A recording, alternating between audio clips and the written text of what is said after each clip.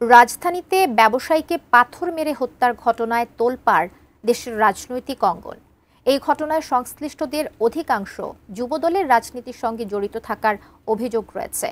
তাৎক্ষণিকভাবে দল থেকে ব্যবস্থা নিলেও বিএনপির বিরুদ্ধে নিন্দার ঝড় বইছে গোটা দেশ জুড়ে। বিস্তারিত আরিফ হাসানের প্রতিবেদনে। রাজধানীর পুরান ঢাকার স্যার সলিমুল্লাহ মেডিকেল কলেজ হাসপাতালের সামনে নৃশংসভাবে ব্যবসায়ী সোহাগ হত্যার ঘটনায় তোলপাড় গোটা দেশ। এই ঘটনার জেরে উত্তেজনা ছড়িয়ে পড়ে দেশের রাজনৈতিক অঙ্গনে। জানা গেছে, নিহত সোহাগ এবং হামলায় নেতৃত্ব দেওয়া মাহিন ও টিটু সহ অধিকাংশ আসামি ৩০ নম্বর ওয়ার্ড যুবদলের রাজনীতির সঙ্গে জড়িত।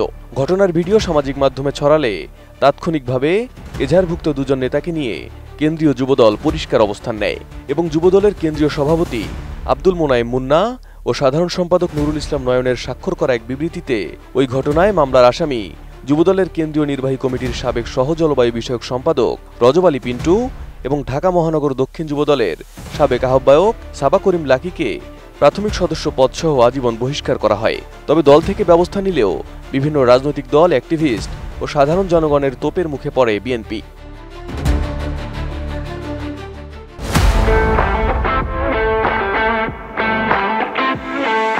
এই হত্যাকাণ্ড এবং যুবদলের সাম্প্রতিক নেতিবাচক কর্মকাণ্ড টেনে বিএনপির নিন্দা করে অভিযুক্তদের কঠোর বিচারের দাবি তুলেছে এনসিপি, জামায়াত শিবির, ইসলামী আন্দোলন বাংলাদেশ সহ অন্যান্য রাজনৈতিক সংগঠনগুলো।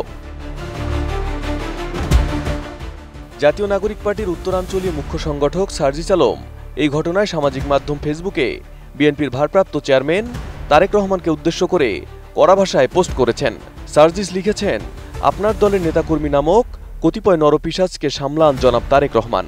যে নিয়মে আওয়ামী লীগের করা হত্যার দায় খুনি হাসিনার ওপর বর্তায়, সেই একই নিয়মে বিএনপি, যুবদল এবং ছাত্রদলের নেতাকর্মীদের করা খুনের দায় আপনার উপরেও বর্তায়। আল জাজিরার সাংবাদিক জুলকারনাইন সায়ের এই হত্যাকাণ্ডে যুবদলের বিবৃতি এবং বহিষ্কার আদেশ প্রসঙ্গে এক ফেসবুক পোস্টে বিএনপির টপ টু বটম ঢেলে সাজানোর পরামর্শ দেন।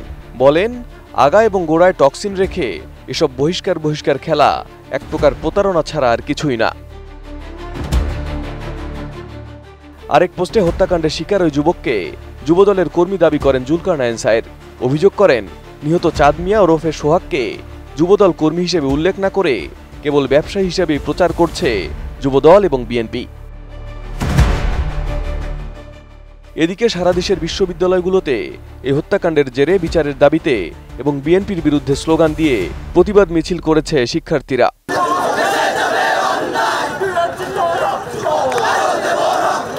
এদিকে হত্যাকাণ্ডের ঘটনায় তাৎক্ষণিক ব্যবস্থা নেওয়ার পরও বিএনপির উপর দায় চাপানোকে নোংরা অপরাজনীতি হিসেবে উল্লেখ করেছেন স্থায়ী কমিটির সদস্য সালাউদ্দিন আহমেদ। Arif Hasan, ATN news.